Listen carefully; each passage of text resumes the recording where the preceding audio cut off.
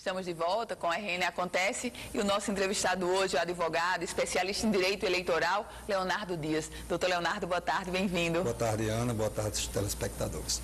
Doutor Leonardo, começamos a fase de convenções partidárias. Essa fase, ela representa o que para o período eleitoral? Ela representa o primeiro passo para o início das eleições, né? Os candidatos eles tiveram um tempo para maturar a ideia de ser candidato ou não. Esse ano, com a inovação, falando sobre as pré-candidaturas, há uma liberdade maior entre os pré-candidatos, divulgar seus propósitos, seus projetos, e agora essa é exatamente de coroação desse período, de estabelecer quem serão efetivamente os candidatos nas eleições. Começaram dia 20 de julho e vai até o dia 5 de agosto.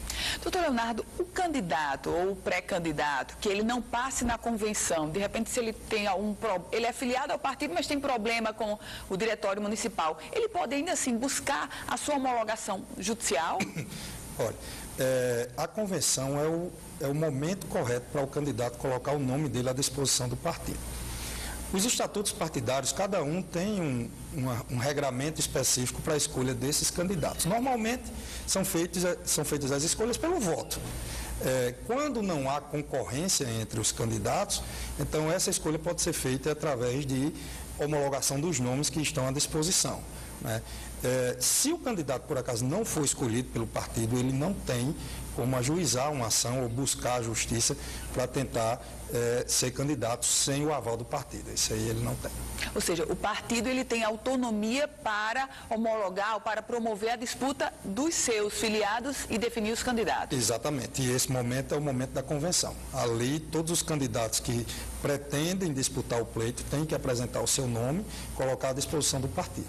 Doutor Leonardo, um fato que acontece com todas as legendas, nem todas têm diretórios municipais em todos os 167 municípios do Rio Grande do Norte. Um partido que não tem um diretório municipal constituído, ele naquele determinado município, na cidade, ele ainda assim pode ter um candidato naquela cidade? Pode. A legislação prevê que as duas instâncias partidárias municipais seriam as comissões ou os diretórios municipais. Se houver constituição regular de uma dessas duas fontes, o partido pode lançar candidato naquele município. Então, por exemplo, uma comissão provisória, que não é um diretório formal ainda, mas é uma comissão, ela tem todo o aval do partido em nível estadual para lançar o candidato, sem problema. Passou a convenção, digamos, nós tivemos agora um final de semana já de convenções em alguns municípios.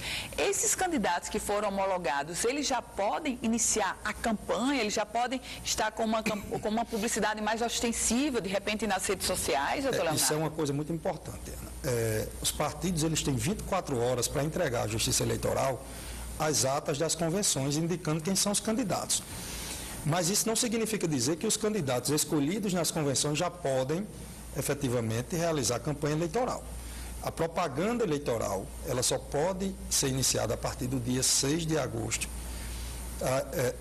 16 de agosto, com a abertura das contas bancárias, com a abertura do CNPJ, com toda a disponibilidade dos partidos, porque a propaganda em si, ela precisa de alguns requisitos que precisam constar em cada uma delas, e isso só pode ser feito após a abertura de conta bancária e de CNPJ. O que é que o candidato pode fazer agora depois de escolhido? Ele pode continuar andando nas ruas, fazendo reuniões com eleitores, mas não fazer a propaganda eleitoral ostensiva como é feita durante o período da campanha eleitoral. E passada a convenção, aqueles que já passaram pela convenção, ele continua na condição de pré-candidato ou ele já é candidato, doutor Leonardo? Eles são candidatos escolhidos pelo partido, mas eles vão precisar passar ainda pelo crivo do judiciário, né? Então, a partir da indicação do partido, que vai preencher todos os documentos e enviar para o judiciário é quem vai dizer se determinado candidato preenche ou não os requisitos necessários para iniciar a campanha eleitoral. Então, a partir dali ele pode até já se declarar candidato indicado pelo partido, mas quem vai dar veredito final será o judiciário, após avaliar as condições de elegibilidade ou não de cada um dos candidatos. Doutor Leonardo, a lista do Tribunal de Contas do Estado, muitas pessoas consideraram aquela lista a lista dos fichas sujas. O que quer dizer aqueles mais de 1000 nomes para o processo eleitoral? Quem está ali não pode ser candidato ou quem está ali pode ter problemas para ser candidato? Essa é uma celeuma que acontece em todas as eleições, né? A lista dos tribunais, ela não significa automaticamente a expulsão do candidato ou do pretenso candidato do processo político eleitoral. A lei define que os inelegíveis são aqueles que tiveram as contas reprovadas por ato doloso de improbidade administrativa.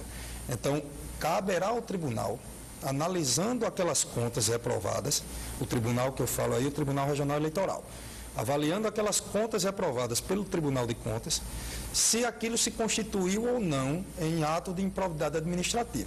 E a partir daí, a indicação de que é ou não ato de improbidade administrativa é que vai definir se o candidato ele está ou não inelegível. Se ficar configurado ato de improbidade, aí sim ele vai ser expurgado do processo eleitoral.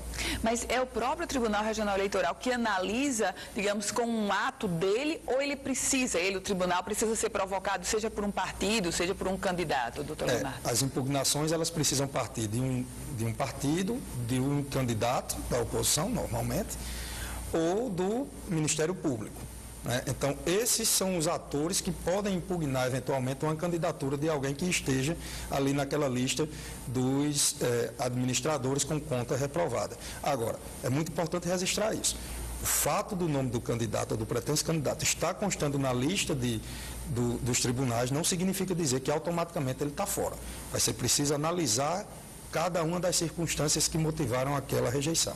Doutor Leonardo, até o dia 5 de agosto, convenção partidária. E essas convocações, o partido que faz, qual o prazo, digamos, já estamos hoje no dia 25, qual o prazo para uma legenda convocar a convenção? O partido, ele é quem faz a convocação através de um edital publicado, seja no átrio do fórum do TRE nas cidades onde não há imprensa oficial, e o prazo é de acordo com cada estatuto partidário. A legislação não estabeleceu isso porque deixou a cargo do partido definir quais são os prazos de convocação de suas convenções, né? Então, nós temos partidos que precisam convocar com 10 dias, outros com 5 dias, mas, enfim, é uma decisão partidária, intrapartidária.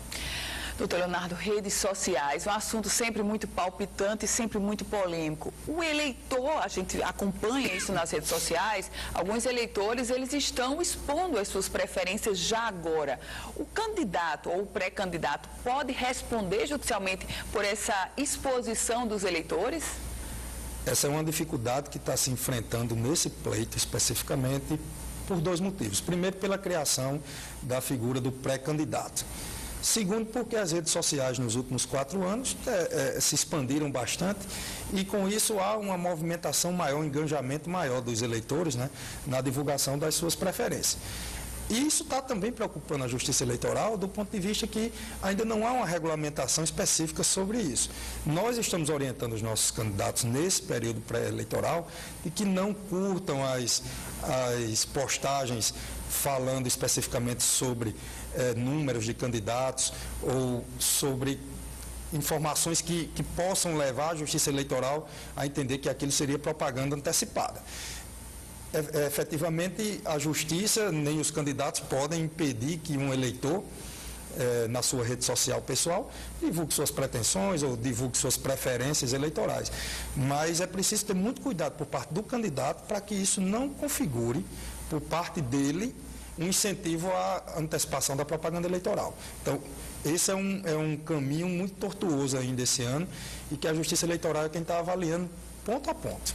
Doutor Leonardo, o senhor vê um caráter de ineditismo nesse pleito pelo fato, primeiro, da mini-reforma eleitoral, com financiamento agora privado excluído, por outro aspecto, a própria pré-campanha com as redes sociais, com alavancadas de forma muito mais forte. Traria esse pleito um caráter de inédito por essas configurações?